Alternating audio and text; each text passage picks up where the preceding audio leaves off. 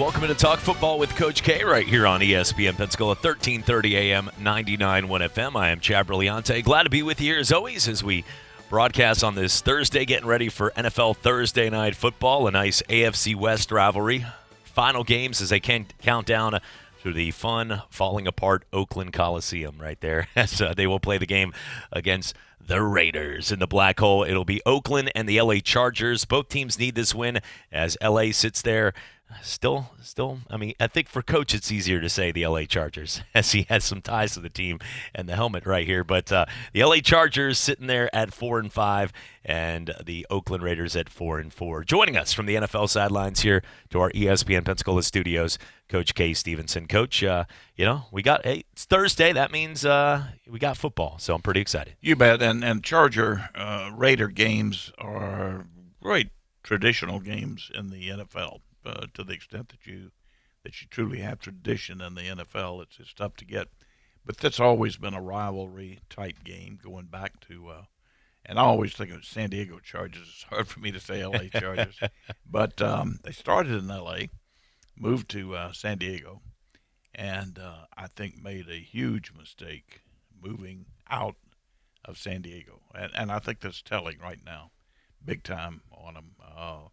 I mean, I hear rumors that, they're trying to position themselves as maybe the team that moves to London. I don't know. So they made a big mistake by moving out of San Diego. But this will be, back to your point, this will be a very interesting game tonight. I think both teams are well, actually the Raiders have done better than maybe some people thought. I don't necessarily think that's the case, but they're playing pretty well. I got to give them credit. And the Chargers, listen, they still got one of the best Rivers, one of the best quarterbacks in the league, and they've got a couple of other skilled people that they can do things with. So it's not unexpected that they would be coming on at this time of the year. Yeah, a lot of people want to look on the surface at things, but if you look at L.A., you're seeing a roster now with the guy they drafted in the first round for a reason. He's had a lot of injuries, the tight end from Arkansas, Hunter Henry, and he's now healthy, and he's catching 8-9 balls a game. You got a guy in Keenan Allen who is now getting healthy. Melvin Gordon is back and situated where he's getting 25 touches, whether it's out of the backfield on screen passes or running the ball. Austin Eckler now has provided a fill-in gap. So you've got an offense. They got two linemen back now. This offense is now looking – because remember, they were a team that was 12-4 last year and looked at as an actual contender. And they have a lot of those players left. And Phillip Rivers is getting older, but he's still, if you watch him play, he hasn't lost a step. He's a very productive player, and will get even better as the year goes on because he knows how to what this time of the year means. And I like your rundown there. I like Eckler's really done a good job giving them some extra talent at a very crucial time. And Allen is just he's one of the best receivers in the league. And when you got a Bosa on a football field, you always have to be happy with that as well. Everybody, gosh, you give back in the day, you get the Bosa brothers on that field right there. Ooh, that would have been fun on one team right there. But looking at some of the things going on right now, both Shad Khan and the Spanos family came out and said that there is no interest in moving to London. Coach, that's just we're in the middle of the season. Let's talk later kind of. Oh, yeah. You hear all types of things, but I will tell you this. I know for a fact that they're now regretting their move from San Diego. I would agree with that. See, the move was clear to me why it was made. It had nothing to do with football. It was with the money and endorsement rights for the NFL. For them, I mean, with the NFL Red Zone and all the different markets and being able to shop, they wanted to put a couple teams in the second largest market, which is LA. It came down to money and resources. They were going to build these shopping malls and these plazas, and they were going to make it like what they do with Jack Nicholson sitting there on the sidelines at Staples Center right there for an LA Laker game. They wanted to make it a spectacle and make it Hollywood. But at this point, it's not right now, obviously, because those the $2.1 billion in what they're investing in the stadiums is not fully done yet. But on top of that, too, from a football fan standpoint, they're never going to get that passion that you get the San Diego fans cared about their team. Yeah. These LA fans, they're fans of other teams already, and that's it. Mm-hmm. It's been both LA and even the Rams. The Rams just went to the Super Bowl, and they're still getting outdueled by their opponent week in and week out with fan base inside their stadium. And Yeah, it's been that way for a long time. I can tell you firsthand. would you be offended though if they played the Pittsburgh Steelers pretty much fight song when the Steelers played at LA against the Chargers? They played somebody in the PA system played the Pittsburgh Steelers song so everybody could dance to it. Now that guy should be fired. That is your home stadium. Yeah, You can't do. Shouldn't do that. You couldn't. You should lose your job for that one right there. Looking at some of the big stories going on here in college football, we're still waiting on Florida State, but out of the respect of the 90th dadgum birthday right there of Bobby Bowden, and you've had Coach Bowden on the show, and I know you guys with the friendship and talking throughout years. He just turned 90, Tallahassee Quarterback Club this week. So for the people that are wondering, a lot of those people that are in the decision-making room on everything, and they still are in there. We're going to be, we'll find out. But yesterday, during his birthday celebration, it sort of took a little bit of a back page. Out of the respect, I hope, for everybody in that room on Bowden, everybody wasn't sitting there talking, who's going to be the next coach, while Bobby was celebrated, because what Bobby's legacy built for 30, 40 years deserves more than that. Yeah, it's an amazing, amazing story, and goes back well before he became the head coach at Florida State. Not a lot of people know the history there, but Bobby was an assistant coach there under Bill Peterson at one time on a great staff. They had a great staff: Joe Gibbs, Bill Parcells, uh, you name it. They had Don James, Ken. They had an all-star cast. And they did, and it was a time for, if you're a Florida State fan, you can't forget the history you have, and because of that too, Bobby Bowden, even when he passes one day, will leave a legacy that gives people the hope of getting an Urban Meyer or a Bob Stoops. And even if they never came, just knowing that those guys are on that list, a team like Florida State would have never been there without what Bobby Bowden built, because they didn't have the resources and facilities. They started as an all-girls school. If anybody knows the history, this wasn't one of these. You didn't have the Parsesians and the folks before Notre Dame or the USCs all the years. There wasn't that until he got there and built that. And something special. And it always will be. So Florida State fans, right now, as the coaching search continues, what Bobby Bowden did, leaving his legacy. Would you put him as top 5 coach of all time in college football? Yeah, I would, and Yeah. I'm granted I'm a little prejudiced. No, I would agree with that, though. But I certainly would, without any question. I think he just did an outstanding job, and of course he will be. And interesting, the conversation that I had with him, the interview, we went back and did a Florida State history, which is very interesting in his history, about his flirtations with the University of Alabama, to back before he was the head coach there, and what Bill Peterson did at Florida State, and most are aware of that. Really, Bill Peterson kind of turned Florida State's corner, and so that they could compete with most major colleges, but they were still so far behind everybody when Coach Bowden got there. He had a lot to do, a lot of housekeeping. Well, if it wasn't bad enough with the coaching search, and after the loss to Miami at home, top draft prospect Marvin Wilson, defensive tackle, is going to undergo hand surgery now. He made that announcement that he's done for the season. He's shutting it down. And he was a bright spot. He stood out on that field amongst the rest. And even in a bad year on defense, 5 sacks, ranked second on the team with 8 tackles for loss. He was around every play, and he's going to be a pro. So, when he shuts it down for the season, you take that for what it is. I'm not going to speculate. I'm not around there. Obviously, he had something wrong with his hand, but at this point, he's shutting it down. He's done for the season and will not play. So, Odell, I'm sure, didn't want to hear that, but that's what is going to happen going forward. You'll see more of this. Yeah, I'm afraid so. But at any rate, I think we're going to start seeing some things happen here right away, because primarily because of the early signing date now. It's if you're going to do something, it's more advantageous to get it done in time to have a complete as much of a staff together as possible, at least committed before the signing date, so the kids, hopefully you get the kids to make the commitment that you want. It comes pretty early now. Coach, you got to play quarterback at the highest levels and coach some of the best. And I look right here at Matt Patricia called Mitchell Trubisky a great player. That's not, for NFL standards, that's not accurate. Whatever he says, and look, he came from the Belichick pedigree and he's done a decent job at Detroit, but that just is not true. Right now, he's not a great player for NFL standards. However, he's got potential. He obviously was a top-round pick for a reason. He seems like a smart guy. He's a big guy. He can stand the ground. It just right now, the confidence, the playbook, everything about him. He gets booed every time he throws a bad pass. And for a confidence of a quarterback, that's really tough. We have a guy in Joe Burrow today that Joe's out there playing in this week's game.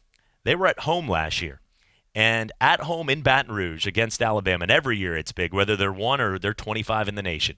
And he put up 0 points. Their offense put up 0 points. Now, Joe Brady walks in. It's a new offense. They let their wings fly, and they let Joe and the team pass down the field. And this week against Alabama, they're expected, according to Vegas, the over-under of their point total is set at 29 points, which is going to show is a team that couldn't score 1 at home last year is expected to go to Tuscaloosa and score about 4 or 5 touchdowns. The difference is, now keep in mind, you're talking about just LSU there. You're not talking about talking about LSU. So teams, what I mean by that is, with the point of this with Trubisky and this is with the right development of a good athlete and the right player and the right confidence, a guy that scored 0 at home can turn into a guy that scores 28 against the best defense on the road in the most hostile environments. But from what you've seen in the NFL with Mitch Trubisky, is there a way to turn this around, or is his career going the wrong way and this might be the end? Well, unfortunately, with the "what have you done for me lately" approach that our whole society is taking now, it's going to be tougher for him to do it. I've seen some quarterbacks come along and early in their career have horrendous starts to their career and come on and be good football players, be very productive football players.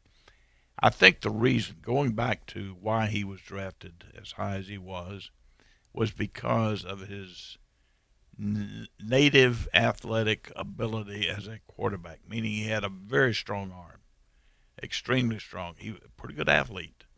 He could move around. He was not going to be a sitting duck back there in the pocket. He's proven to be that. He could take off and run, get you a big third down every now and then. And he could throw the ball all over the field. He could truly make them defend the 53.5 yards wide and 60 yards deep, which is what you're looking for. But there's so much more that comes after that. And I've often said, with a quarterback, and I could go back, I won't take the time now to get into all the details on it and get in the weeds, but I've often said that with a quarterback, the intangibles outweigh the measurables. Given certain basic measurables that you have to have, you have to be able to stand on 2 feet. Mm-hmm. You have to have the ability to throw an object at least a little bit. But once you get beyond that, the intangibles take over. And the greatest example in the world is Joe Montana. I still use Joe Montana as the example. When I worked him out coming out of college, I gave him a no make it grade in the National Football League. Can't make it. He didn't pass the eyeball test. We had a bad day, had to work him out in Los Angeles on a playground overlooking LAX on a hill on a windy day, and he threw the ball terribly. He wore short shorts and a little T-shirt, and he looked like a scarecrow. Everything about that day could not have been worse. And I said, there's got to be more to him than that. I had some other players to work out in the L.A. area. Then I would go through Arizona and then through the South. And so I called Jobs' assistant at Buffalo at the time and the quarterback coach. So I called Chuck and told him, I said, look, I'm going to take an extra day or two and go to South Bend, because at that time you had to work them out where they were living. You couldn't work them out on their college campus if they weren't in school. So that's why I had to work him out there. He was living out in L.A. rather nicely. But So anyway, long story short, I went back to South Bend, sat there for a day and a half, and watched every game he ever played. And there was no doubt I changed my grade from a no make it grade to a rather high, not a first round, not a first rounder, but a higher draft grade by far. But there's no doubt in my mind Notre Dame won because of one reason: Joe Montana. And I can name 2 or 3 games that they were outclassed. Clemson, a much better football team, they beat Clemson because of him. In the Houston was a better football team in the Cotton Bowl that year that it was below zero. In the Cotton Bowl, he had pneumonia, had to go in and came back out at halftime, and Notre Dame won the ball game. He was Notre Dame football, and he made that football team. I've never seen a player in college carry a football team on his shoulders any better, or as much as, or any better certainly than Montana. So the moral to the story there, Chad, is the intangibles with him, the competitiveness, the smarts, the football savvy. He a very savvy guy. I mean, he could tell when the pocket was closing in. He could tell when he had to get rid of the ball. He had great accuracy with the throws. He threw people open. He just did all the things. Plus, he was a leader, and they just outweighed the measurables, and you can see what he did. And I used that. I've used that from day one since I went through that with him. Where do you think he was drafted? Where do you think Montana was drafted? Well, I sort of know but it wasn't early. It was what, 4th round, 3rd round, almost 4th round. Yeah, late 3rd. Yeah. But from your standpoint, yeah, it was one of those that most people would assume he was a 1 or 2 pick because he didn't come from some guys come from one of those schools you've never heard of, or he came from Notre Dame, and everybody just assumes that the prestige of everything that he did was from day one, and the truth was no, that's one. I didn't know any of that from a standpoint of when he was coming out. I assumed that he was drafted a little lower, but the NFL draft was different back in the day, and some of the guys with quarterbacks compared to today. Today, if a guy looks like he can throw a spiral, teams are going to take a risk. Josh Rosen, those kind of guys would have been first rounders back in the day. But today, it's changed. The game's changed a ton. I look though and say that's pretty fascinating because there is that extra heart. But the number one thing I was told, and I still believe it. And look, I was an option quarterback that knew I could throw a little more than I got to, but I was in high school and knew I was on a good spiky hair day, 6 foot, 170 pounds. I wasn't going to make it anywhere. But I did know that in my heart, I remember those days when I threw one great pass and the energy levels, like I could jump to the moon and throw another pass. The energy and that other stuff that was outside of the realm of during practice, that it's that it factor. It's like in basketball when you see the hot hand make 5 straight threes and get him the ball. Don't go to anybody else. Get that guy the ball, because there's something beyond sports and in life that happens. And for Trubisky right now, it's the reverse. He shows up on a field that he's worked his tail off and he wants to be the man, and he's not getting booed because they've decided to boo him. He's deserving the boos based on I don't know if anybody deserves the boos, but the fan base is not booing him for no reason. He's making bad throws. They're losing games they should, but the confidence level is never going to get better if he feels like it's him against his own team. Well, here's the moral of the story too. I guess to finish up on the Montana story, the opposite is true with Trubisky. He has all the measurables, high on the measurables. Not so sure about those intangibles, okay? Yeah. But you only get to know by being around him and having the proof. You don't have that at North Carolina. You can't go back and look at North Carolina and determine that he didn't play long enough, and he certainly didn't have the record there. You're right. So I think with him, it's more a lack of the intangibles than the measurables. Well, that's a good story, Coach. And when we come back, we're going to talk some high school. Maybe the next Joe Montana story. Probably not. But it's still a fun story as we're going to get to Pensacola Catholic and some of the other schools like Escambia making a run in high school football playoffs with Brian Ahatz of the Pensacola News-Journal. And then Coach Pete Shinnick, UWF head football coach, will join us, the home of the Argos, right here on ESPN Pensacola. We're coming back for more on this Thursday afternoon. I'm attorney Stephen Luongo with Levin, Papantonio, Thomas, Mitchell, Rafferty, and Proctor in Pensacola, Florida. Distracted driving is a dangerous epidemic on America's roadways. In 2016 alone, over 3,000 people were killed in motor vehicle crashes involving distracted drivers. This according to the National Highway Traffic Safety Administration. For more information, please visit us today online at levinlaw.com. Please be safe on the roadways. Stop the text, stop the wrecks. When you're looking for a great deal on a reliable new or certified pre-owned vehicle, you can't beat Bob Tyler Toyota in Car City, Pensacola. Bob Tyler Toyota has the best selection in town at incredible low prices. You can check out their amazing inventory from Camrys to Tundra trucks to 4Runners. It's all at Bob Tyler Toyota, and you can find it online at bobtylertoyota.com. Also score a touchdown this football season with the car of your dreams. Again, it's only at Bob Tyler Toyota in Car City, Pensacola. Hello, sports fans. Miles Bentley here, General Manager at Hill Kelly Dodge Chrysler Jeep Ram in Pensacola. Growing up, I always loved sports. Nothing but net, out of the park, through the uprights. Sink the puck Bentley, that was me. But my love of the game couldn't beat my love for Pensacola and helping folks get on the road of dreams in a new Dodge Chrysler Jeep Ram. Sure, I never went to the big leagues in sport, but we're all pro here at Hill Kelly Dodge Chrysler Jeep Ram. Proud to be in Pensacola. Sometimes your bank, your family, and your friends love you, but they don't have the money to help you. Sometimes we have chances to make money, but the old saying, you've got to have money to make money, rings true. At Pensacola Specialty Pond, we can help. If you have trucks, heavy equipment, airplanes, boats, jet skis, anything with value, Pensacola Specialty Pond can loan you that short-term money you need.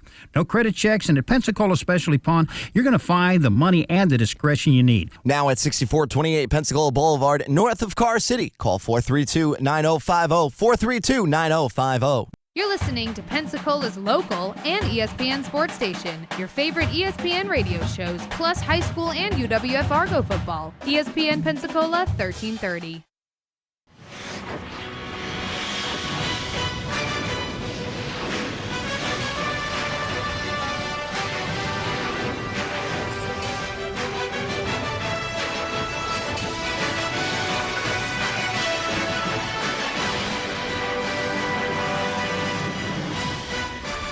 And welcome back. Talk football with Coach K right here on ESPN Pensacola, 1330 AM, 99.1 FM. Chad Brilliante with you here alongside the former NFL coach, Kay Stevenson. And joining us now to talk some high school football. The regular season is over as kids are, obviously just going home, watching movies with mom and dad now on Fridays, and doing what they do in high school. As other teams are getting set to go for a big week. A couple local teams have a shot to go all the way. Escambia, Pensacola Catholic, and all the big teams will be covering them. And joining us, the guy that has become the man when it comes to high school football in the area. You try to beat him each and every week in the Pensacola News Journal, but you just can't. Brian Ahats joins us. Brian, what's happening, my friend? Hey, man, just you're like you said, man, it's a great time of the year. I went out to a couple practices this week, and it's always a good sign for a team when they got to turn their lights on to finish up their practice because, the playoffs start right after that dreaded daylight savings time. So, that's always a good goal for any team is to be practicing with your lights on in the high school football season. That means you made it. We had to do that one time at a baseball game, and I'm not sure if the umpires were just sick of playing in what looked like they could get hit where nobody could see, or I actually was throwing good that day, but every pitch was a strike. They just wanted to – it was 3 cars, big trucks that pulled up and put the lights right there behind home plate, and that's how we finished the game. But, it's that is not fun when you have a baseball flying at you at 100 mile per hour. Looking at the games, though, there's a lot of teams that have made just great runs, and when you look at the playoff runs – of these teams, Pensacola Catholic, Booker T. Washington, what teams like Pine Forest have done, and then obviously what we've talked about Escambia, and then the Northview J, all the rivalries going on. Just talk about who do you, at the beginning of the season till now, feel like accomplished the most by getting to the postseason? Let's see. That's good. I look at the J Royals as making a big stride. I know that's not the most exciting answer, not the most probably listeners probably are familiar with what goes on out there at Jay, but Jay has made the playoffs 2 of the last 3 years prior to this year. And if you're anyone familiar with Jay's kind of culture, they just pound the ball. They got a workhorse running back or two, and they may run the ball 40, 50 times a game. they've totally revamped, totally changed their offensive culture there at Jay this year, and have actually just started throwing the ball a lot more. They're a lot more multiple, if you will, on offense, and they've actually had two guys, a receiver set a program record for most receiving yards in a single season at Jay, and their quarterback, I think, is in the top 3 in passing yards. So Jay, to not have that workhorse running back this year, and to totally just change the way they do things and still make a great run, winning, I think, 3 out of their last 4 games in the regular season and making the playoffs. I think that's a pretty inspirational story, or whatever you want to call it. But they not a lot of people would have seen that coming, I don't think. Speaking with Brian Ahatz of the Pensacola News-Journal. And, Brian, I know the week before we brought you on, and somehow 2 people had snuck in a couple victories, but last week it seemed like you got back on track, dominating the scene. Yeah, that week 10 you're talking about 2 weeks ago, that was a nightmare. I mean, not only for me, but for basically everybody in the contest. The people that had the best weeks in week 10 missed 3 games. So, I mean, there were 3 games that just totally caught pretty much everybody off guard. Some people missed 4, like myself. Some people missed 5 or 6, honestly. I think there was 10 or 11 games to pick from. So it was a nightmare. But last week, I tried to keep it pretty safe, stick to my routine, whatever, and finish the year 6-0 with those picks. So that'll be it for this Beat Brian season. We don't go into the playoffs, so it's just picking for fun now. But I was glad I was able to close it out with a clean slate in week 11. And the teams right now, with the ones going on right now, with all the teams getting set to go, what teams at this point, when you look at the teams right now, who's coming, who's going, who's going to be staying here in our own backyard, and the other teams that'll be going down the road? Well, there's a good chance we got some home playoff games for a decent little bit here in this month of November. Of course, this week, Pine Forest, Escambia, and Northview are hosting playoff games. Washington is traveling to Daytona Beach mainland. Now, Escambia is a great team to keep an eye on. They at least have home field. If they continue to win, they at least have home field advantage through the regional final or the Elite Eight or whatever you want to call it. They are guaranteed to be home for the next 3 rounds, potentially even in that state semifinal game. So Escambia has a chance to play all playoff games at home until the state championship. Catholic is also in a similar situation. Catholic, you notice I didn't mention they had a home game this week. That's because they have a first-round bye. So they're going to be at home next week in the regional semifinal game. Pine Forest can host 2 home playoff games, would have to potentially travel for the regional final. So I think looking at it just on paper right now, I mean, the Vegas odds would be Catholic has the best chance to make a run to the state championship. Of course, with that first-round bye. But also just looking at it on paper and throwing out the odds, making stuff out the window. I mean, it's tough to rule out Escambia of making it all the way to that final game. I mean, this team has about 4 or 5 shutouts this year, averages 38 points a game, has held opponents to a touchdown or less in about, I think, 7 of their 10 games, and they're regarded as one of the top 10 teams in the state overall, and most polls will find them as the number 1 or number 2 team in Class 6A. So Escambia, if they play the way they're supposed to play, they got a great shot of making a run. Of course, I think a lot of people around here would love to see Escambia obviously win at home Friday, and if Washington is able to beat Mainland on Friday, that will set up a rematch of the District 1-6A championship in the regional 1-6A semifinal between Escambia and Washington. And I think a lot of people would like to see that one again. It had a lot of hype going into it. The game ended as a blowout. Washington kind of gave off the vibe on the record, hey, we haven't played in a big game before, and we looked like a team that hadn't played in a big game before. If they win in the playoffs this week, and including that loss in the district championship, that's 2 big games they played in. So you might see a whole new look out there on that field if Escambia and Washington are able to have a rematch in the second round. But hey, one week at a time. We all know how that goes. 6 area teams making a run. Brian Ahotz is the guy when it comes to high school football. Look, in this business in radio and what we do, I look to his articles and keep up to date. We all sort of support each other to do what we can, and you guys do an awesome job down there at the PNJ.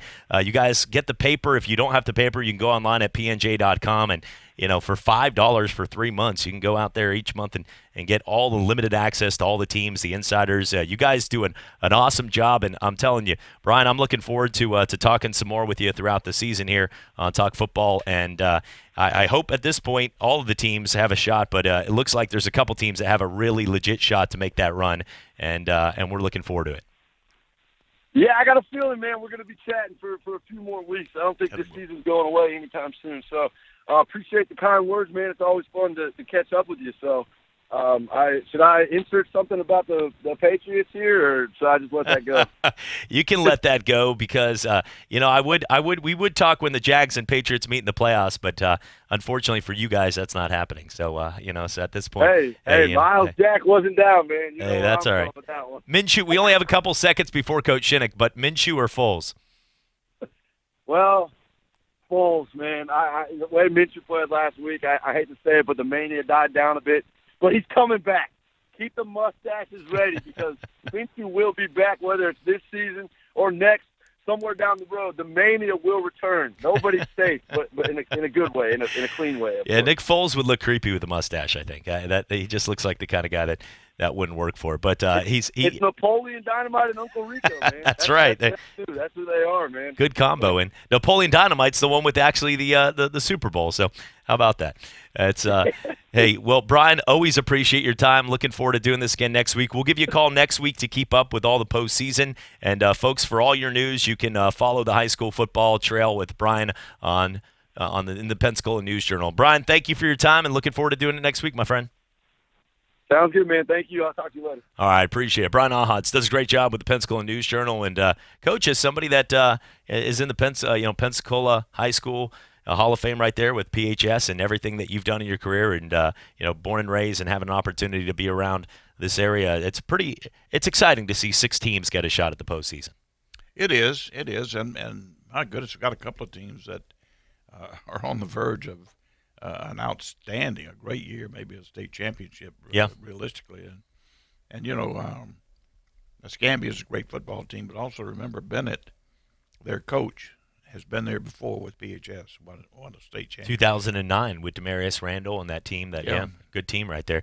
So, if you're a Catholic fan, you got to be excited. First round bye as well with the Escambia home field, maybe through the entire playoffs all the way until the state's in Orlando. We're coming back for more with Coach Pete Shinnick, UWF head football coach, that will join us to break down more as the Argos have now won a school record 7 straight games. It's all coming back right here on Talk Football with Coach K. I'm attorney Stephen Luongo with Levin, Papantonio, Thomas, Mitchell, Rafferty, and Proctor in Pensacola, Florida. Distracted driving is a dangerous epidemic on America's roadways. In 2016 alone, over 3,000 people were killed in motor vehicle crashes involving distracted drivers. This according to the National Highway Traffic Safety Administration. For more information, please visit us today online at levinlaw.com. Please be safe on the roadways. Stop the text, stop the wrecks. When you're looking for a great deal on a reliable new or certified pre-owned vehicle, you can't beat Bob Tyler Toyota in Car City, Pensacola. Bob Tyler Toyota has the best selection in town at incredible low prices. You can check out their amazing inventory from Camrys to Tundra trucks to 4Runners. It's all at Bob Tyler Toyota, and you can find it online at bobtylertoyota.com. Also score a touchdown this football season with the car of your dreams. Again, it's only at Bob Tyler Toyota in Car City, Pensacola. Hello, sports fans. Miles Bentley here, General Manager at Hill Kelly Dodge Chrysler Jeep Ram in Pensacola. Growing up, I always loved sports. Nothing but net, out of the park, through the uprights. Sink the puck Bentley, that was me. But my love of the game couldn't beat my love for Pensacola and helping folks get on the road of dreams in a new Dodge Chrysler Jeep Ram. Sure, I never went to the big leagues in sport, but we're all pro here at Hill Kelly Dodge Chrysler Jeep Ram. Proud to be in Pensacola. This human resources professional is a rock star thanks to Kronos. And this is her hype song. I'm the spark before the fire. I'm the power in the train. have HR, payroll, talent, and time. I'm the dream, you should know that. Now we're engaging all the best people. Kronos, HR solutions for the modern workforce and the people who support them. Learn more at kronos.com/HR swagger. At AutoZone, we're all about giving you more ways to get the most out of your ride, no matter the road. With our free AutoZone Loaner Tool program, you can choose from over 100 specialty tools, borrow the one you need, and get the job done right, all while saving precious time and money. And you can save even more with our great deals, like 5 quarts of Pennzoil high-mileage motor oil and an STP oil filter for just $28.99. Visit us at AutoZone.com and start your job fast. Deposit required. Restrictions apply. Get in the zone, AutoZone. Algae. That murky green stuff may not seem very useful, but it could be the future of energy. That's why ExxonMobil and Synthetic Genomics are developing biofuels from algae, so that the trucks, ships, and planes that drive our economy could one day run on algae biofuels with half the greenhouse gas emissions of today's fuels, keeping transportation humming while cutting emissions. Learn more at energyfactor.com. You're listening to Pensacola's local and ESPN sports station. Your favorite ESPN radio shows, plus high school and UWF Argo football. ESPN Pensacola 1330.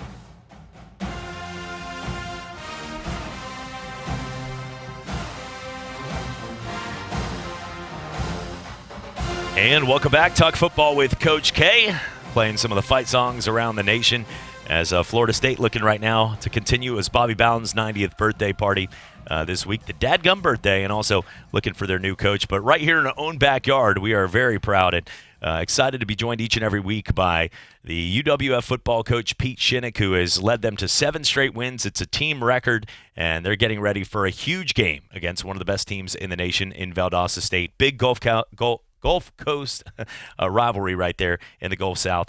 And joining us is Coach Shinnick. Coach, we always appreciate your time as always. Thanks for having me on. I appreciate it.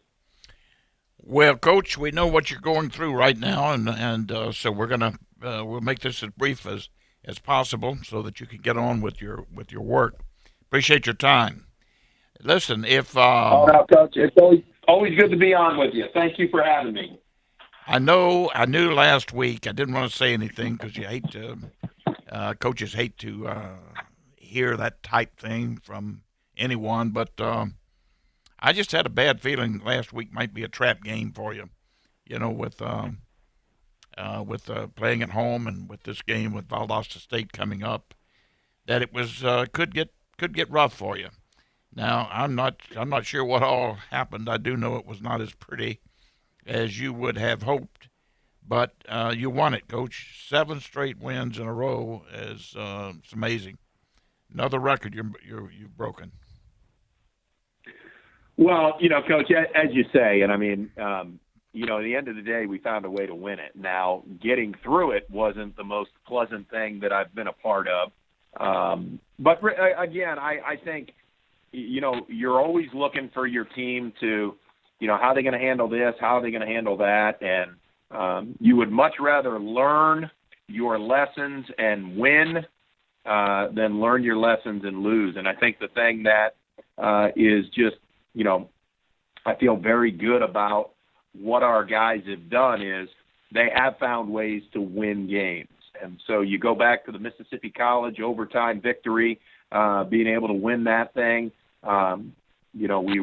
We were down for a long time against West Georgia, and the offense wasn't going anywhere. And then, boom, started to click, scored 28 in a row, 4 possessions. And then to just really fight through a first half against North Greenville that might be one of the stranger first halves I've ever been in. Coach, we turned the ball over on the first play, so we were out there for one offensive play, and then we went back out and we fumbled on the second play. Okay, so we've been out there for 3 plays and we have 2 turnovers. Then, Coach, we fumble a punt return on the next punt, okay? So when we're supposed to get the ball back, we fumble a punt return, okay? Then we drive down and we get in position and we miss a field goal, then the next time that we're supposed to get the ball back after a defensive stop, we get a roughing the punter call. So we really didn't have the ball much, in the first half, and and then we punt. We get the ball in the second half. I think we get the ball 4 times in the second half. We get in scoring position 3 times, and the last time, we take a knee. So a strange game. But again, credit our guys. We found a way to win the game, and now we sit here with an opportunity to play the number 1 team in the country. And really, that's exciting in all itself. But the more exciting thing, I think, for the program is we've been around for 4 years, and we are now competing for the conference championship. And if we win on Saturday night, we will assure ourselves a piece of the conference championship, which, Gulf South Conference is as good a football as there is in the country. Absolutely. Well, it goes without saying what you've accomplished is just well beyond any realistic expectation. It really is. I tell you, after that first half there, after that fumbled punt, I know what you were going through. You wanted to just say, hold up, timeout. We got to go back in the locker room here, get this team off the field for a while, for a few minutes. I know exactly what you mean. But it's hard. Oh, it is. It is indeed. Talk about your quarterback, Coach. Are you getting what you had? I don't mean to cast any doubt here on it, but are you getting the play that you wanted out of your quarterback position? Yeah, I think Coach Austin Reed, 95% of the time, is doing a really good job. Now he threw an interception. He threw an interception play 1, and it got returned for a touchdown. So you never want to see that. But from that moment on, I think he went 21 of 30 for I think 230 yards. And threw probably as good a touchdown ball as we've seen all year. So he's still young, still learning, but I think his overall success we're very pleased with. And, you'd obviously like to limit the turnovers, but he has been able to find, the end zone with his receivers. So he's got 18 touchdown passes on the year. He's been able to run for 5 touchdowns. He's been able to, help us be a team that right now is converting 50% of our third downs. So a lot of positives, a lot of pluses coming from him. He's young, he's growing, and I think this will, he's only going to continue to get better. And he's on a national stage this Saturday. I think he's prepared for it, and we're looking forward to him playing a great game. Yeah, I'll tell you, wouldn't be winning 7 in a row without some very good quarterback play. Let's put it that way. Any breakdown there, and there's no way to win 7 in a row. I know that for a fact. How do you feel? Let's talk for a minute about Valdosta State. Everybody's aware of their ranking in the country, and I know they had Kerwin Bell there before. How much of a change is this Valdosta State football team with Kerwin no longer there? Well, Kerwin left this team loaded. Really almost every offensive star on the team was a star for Kerwin Bell last year when they had the most prolific offense in D2 history. And so Coach Bell did a great job. Coach Goff has come in, and, it's hard to, keep that thing going when you change everything. And he's got a brand new coaching staff. So to be able to come in and be at the place that he's at, he obviously had a lot given to him, but, to keep it rolling, credit to him and his staff. I think they've done a very good job. Coach, they're as good an offense as there is. They've got the returning Gulf South Conference Offensive Player of the Year returning. He runs the ball extremely well. He throws the ball at about 70% completion. He really does it all. And they have, their 2 running backs quite frankly, will probably be the first team all-conference running backs, both of them. That's how good they are. So complete offense and then a defense that is stingy. And so, they're beating people, 45-10. They're, 38-7. They're a complete package. They really are. Well, I know they're a good football team. No question about that. Tell me just about a little history on the coach that's there now. Coach, what's his background? Where did he come from? Yep. Coach, he played at Valdosta. He was a part of Hal Mummy's teams. He's an air raid guy. He had really good success up north at a school called Tiffin. Turned that program around, got him to be an 8, 9, 10-game winner. And then, obviously Coach Bell went to South Florida to be the offensive coordinator there. And they brought home one of their own who, knows the school, knows the system, and knows the area. And, again, he's kept them. They were number one in the preseason, and he has kept them there the entire time. That's amazing. Amazing job. And we forget that Hal Mummy was there at one time. We certainly do. Yeah, Hal Mummy and Mike Leach started the air raid trend. They came from I think it was Iowa Western or Iowa Wesleyan, something like that. They came down to Valdosta, and then Coach Mummy's one of the few guys in the history of all this hiring and all that. He's one of the few guys to go from D2 to D1 because he went from Valdosta to Kentucky. So quite a jump. Yeah, that is quite a jump, and he did an amazing job there at Kentucky. But what are your plans? When do you leave to go out there, Coach? You're going to leave 2 days. Yeah, this is one of the better trips, as you and I have discussed our travel plans. This one's a better trip, Coach. It's about a 3.5-hour journey. We're going to do most of our meetings and our practice here.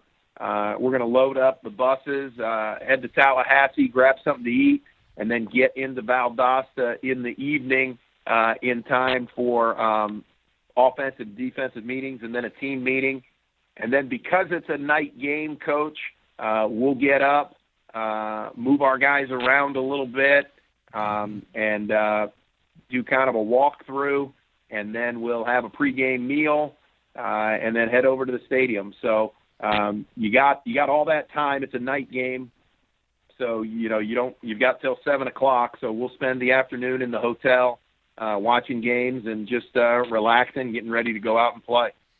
You bet. Well, listen, we all wish you the very, very best. I know what a big game this is. We all know what a big game this is for you. Best of luck. Have a safe trip, and we'll talk to you next week, Coach. Thank you, Coach. Appreciate you having me on. Thank you, Chad. Thanks, Coach. Coach Pete Shitnick, one of the best right there, kind enough to make time for us each and every week here on Talk Football with Coach K, as they got a big game. Number one, Valdosta State, an opportunity to win this game and have a chance to, as he said, not only to get a piece of the Gulf South Conference, but also to lock in that spot, which is inevitable, even with the loss.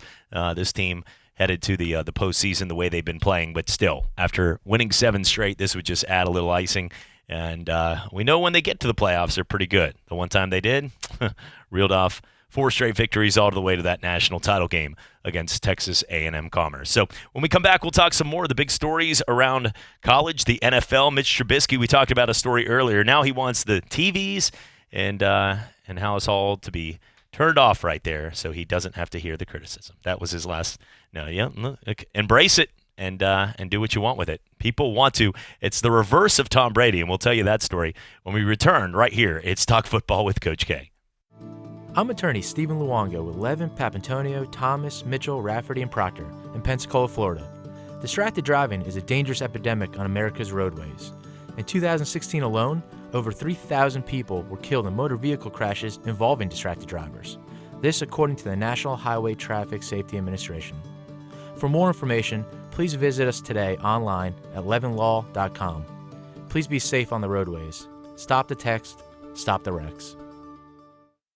When you're looking for a great deal on a reliable new or certified pre-owned vehicle, you can't beat Bob Tyler Toyota in Car City, Pensacola. Bob Tyler Toyota has the best selection in town at incredible low prices. You can check out their amazing inventory from Camrys to Tundra trucks to 4Runners. It's all at Bob Tyler Toyota, and you can find it online at bobtylertoyota.com. Also score a touchdown this football season with the car of your dreams. Again, it's only at Bob Tyler Toyota in Car City, Pensacola.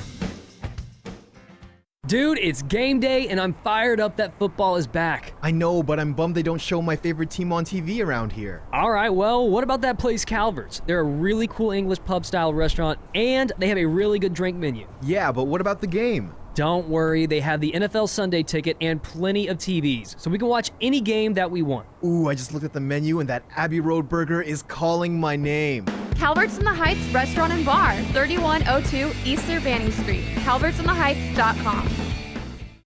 There's only one place in town for the lowest prices and greatest selection of firearms. Pensacola Indoor Shooting Range. Visit our fully stocked Gun Pro Shop for new and used firearms, accessories, and ammunition. Check out the Indoor Shooting Range. We offer rentals on guns, including fully automatic machine guns and silencers. Ladies, this is the safe place to learn how to use a gun. Plus, Tuesday is Ladies' Day. Women shoot for half price all day. The best place to buy firearms in Pensacola. Pensacola Indoor Shooting Range. Highway 29 in Car City.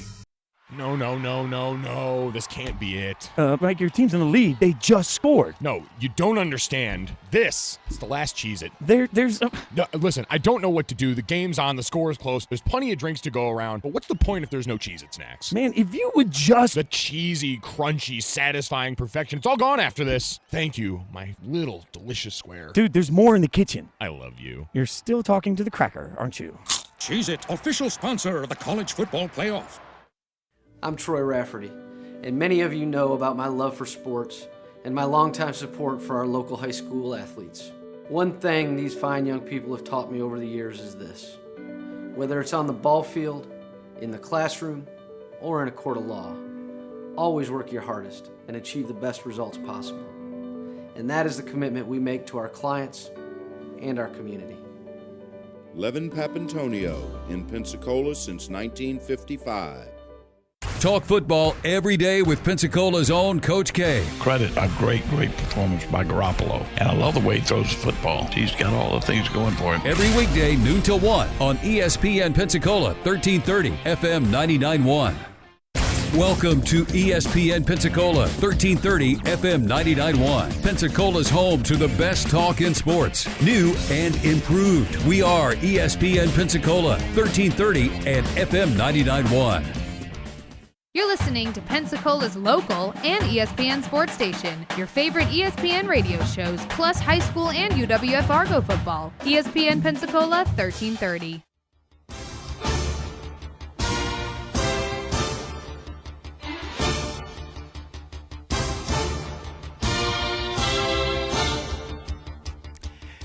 And welcome back.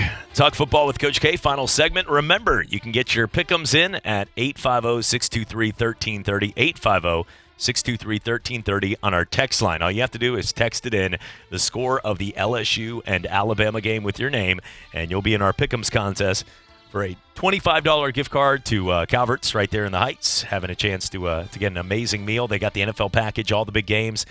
Really spread out where you can have family. You can go outside on the patio and also watch all the games around the bar. Just a cool place if you haven't been in there before. And also, you can win a Pensacola indoor shooting range for two, getting a chance to go out there for 2 hours and shoot right there in Car City, Pensacola, at Pensacola Indoor Shooting Range, one of our great sponsors as well. All you have to do is send in your text at 850-623-1330. And we've already got a number of scores coming in, but we'll add you to the list and the LSU-Alabama game so far. So we'll get that all set and ready to go. Coach, Mitch Trubisky, we talked about it a little bit, and you had a great story about Joe Montana that I'm going to go back and do everything I can to get that back onto our Facebook and social media pages so people can hear it, because that's a great story about Joe and sitting in L.A. and watching him from the hills and the things that, from the grades and that intangible that you don't always judge when you look at a combine. But Mitch Trubisky was one of those guys from a combine standpoint, looked like a warrior, 6'4", 230, had the build, made throws.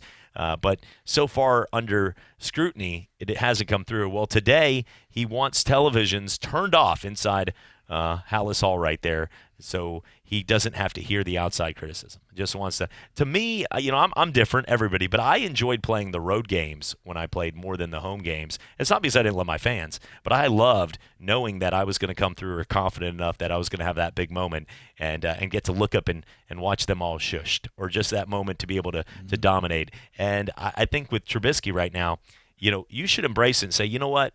You're going to be booed. You know that. Why try to hide from the fact that you stand in there?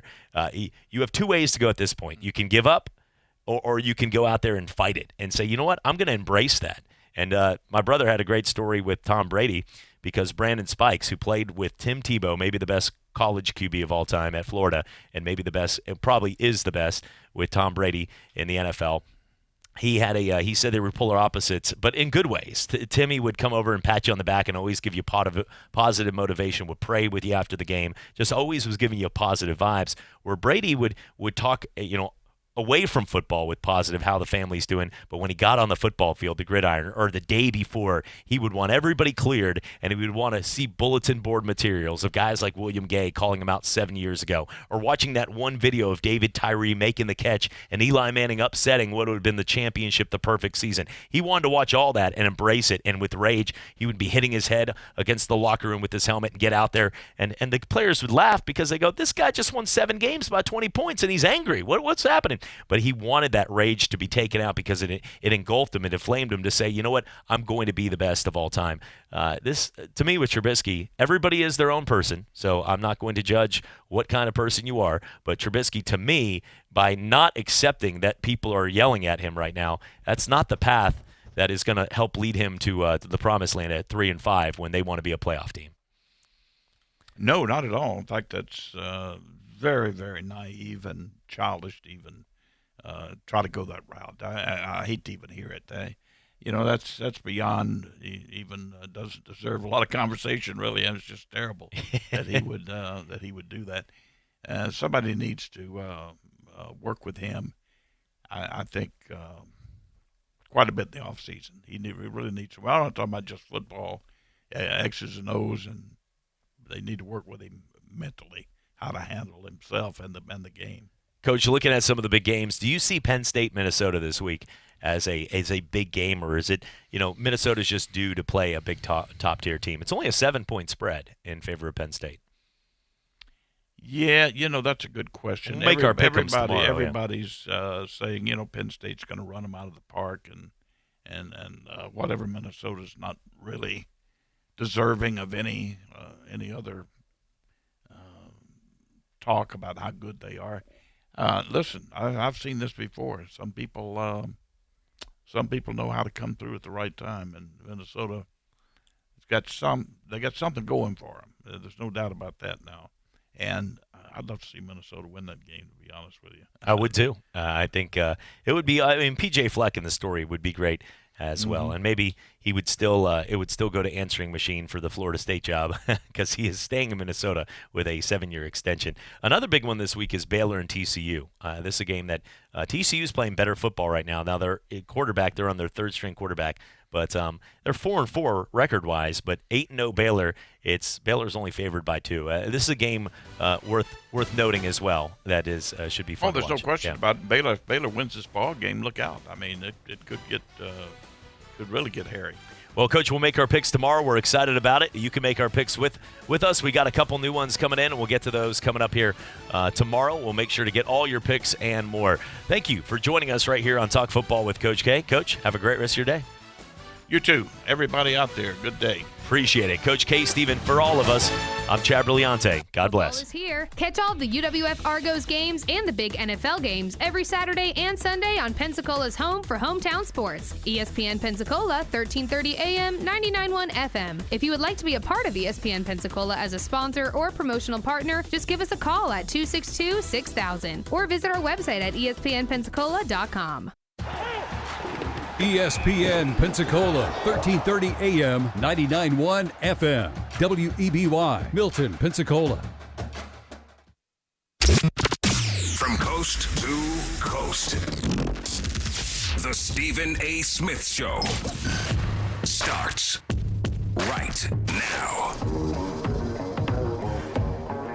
2 here on this Thursday. It's Dan Graca sitting in for Stephen A. Smith. Stephen A. Smith Show here on ESPN Radio, seen around the world on ESPN News. 888-SAY-ESPN is the telephone number, 888-729-3776, at Dan Graca on Twitter, Graca. And you can tune into the ESPN Daily Podcast, bringing you a deep dive into a single story from one of ESPN's hundreds of reporters, presented by Dell Small Business. Download, subscribe, and review ESPN Daily, available wherever you enjoy your podcasts. And ESPN Radio is also presented by Progressive Insurance for boats, motorcycles, and RVs. Get a quote in as little as 3 minutes at 1-800-PROGRESSIVE and progressive.com. Week 10 of the National Football League kicking off tonight, if you can believe it. Week 10 already.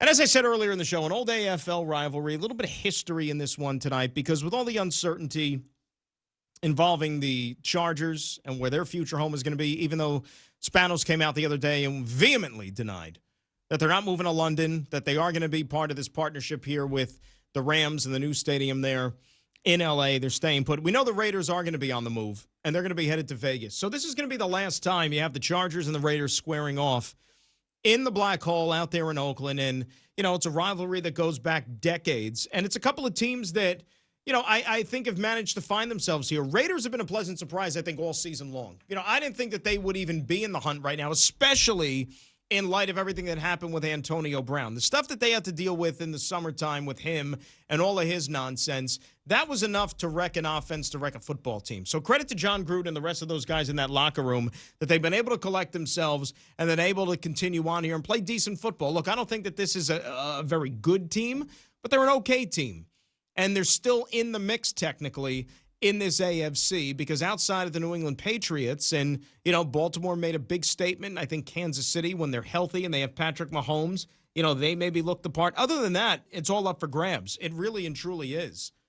You know, and the Chargers, who were probably one of the early season disappointments, have now won a couple of games here back-to-back and have gotten themselves back into the mix here in the AFC. I thought the performance last week against the Green Bay Packers was very impressive in winning that game and shutting down that Aaron Rodgers offense. And I don't care that, you know, Aaron Rodgers maybe said that, you know, maybe we needed a little bit of a reality check. That's regardless to me. You know what? The Chargers went out there and they took it to them. And they kind of showed you that, you know, they have the talent in that room on that football team to go out there and play some good football. And you should take them seriously. And that's why I think that even though they go in there tonight, you know, in a hostile environment, the place is going to be packed. It's a Thursday night. I expect the Chargers to take care of business because I like the way, number one, Melvin Gordon is rounding into form here. And that was probably one of the most ill-conceived holdouts and whatever threats he made to the football team and to try to get a new contract there with the Chargers. And it cost the football team. It cost him. He didn't get anything from it. He certainly was not in tip-top shape when he did report to play football this year. And now this is all starting to come together, and they look like a team that we thought would be in the mix. And they got a chance to make a run here. Chargers more so than the Raiders, I think. Chargers have a chance to get a little bit of momentum going here over the next couple of weeks. They got Oakland tonight. Then they got Kansas City coming into their building, the soccer stadium, next week. Then they go to the Denver Broncos. So all division games the next 3 weeks. You take care of business in those games, all of a sudden you're at 7-5, and then you're knocking right at the door for the top spot of the division. Okay, so it's not crazy right now to say that the Chargers could maybe once again enter the conversation in this AFC West. And this Raider pass defense, which is ranked dead last in the NFL, dead last, Phillip Rivers has an opportunity to go do some damage. And by the way, how many people, show of hands, don't be shy, how many people actually knew that Phillip Rivers was leading the league in passing yards? Okay, flying under the radar because this Charger team was kind of under the radar for much of the season. Having another very, very good season for the Charger quarterback. I still want to call him San Diego. So much of me just still wants to say San Diego. I'm used to saying San Diego. But I thought the interesting factor about this whole relocation, realignment, whatever you want to term it, with the Chargers, and again, the speculation about London and what London could mean. You know, was this something that was planted by somebody in league circles, perhaps? Because the Chargers have to shoot it down. Because there are certainly things to gain from the NFL standpoint when you're talking about broadening their horizons and going to play over in London. 100%. And that has to do with the bottom line, and that it has to be financial more than anything else. Now, look, when it comes to international games, international teams, I could flat out take it or leave it. Okay? Me personally, I don't need to see games in London. I'm not one of these guys that's waking up at 9 o'clock in the morning if they have the 9:30 game. Generally speaking, the game you do get, even part of the 1 o'clock package in London, is going to be a garbage game. Normally, they're not any good. So why do we have to put a team there more than anything else, okay? People over there don't care about football. They could say they do, but they don't. All right? I know they pack the place and whatnot, but you got yo-yos who are going to these games wearing jerseys of players and teams that aren't even playing in the game, but it's just like, hey, got to wear something NFL, right? Got to wear something NFL. I'm going to go wear my A.J. Green jersey, even though the Chargers and the Panthers are playing. Just because you got to feel like you belong. It's the same thing when the Yankees and the Red Sox went and played in London this year. Did anybody really need those games? And the fact that the ballpark dimensions were a joke, the field was garbage, but yet Major League Baseball got a small fortune to be able to go out there and send a couple of teams there, even though the people in England could care less about baseball. But as far as the football is concerned, though, you look at it from the Chargers standpoint. Number one, as I said, they're in this thing with the Rams. Okay, is this maybe some sort of an indication that the relationship is souring between Spanos, between Kroenke, going partners here on this stadium, which is going to be the Rams more than anything else, of course. It's not really true partners. It's not like a Giants-Jets thing with MetLife, okay? This is Kroenke's baby. It's with the Rams. Chargers are essentially paying rent. They're tenants. Is that something that maybe now they're wondering, boy, why did we get into this? First of all, they never should have left San Diego. First and foremost, never should have left San Diego. And I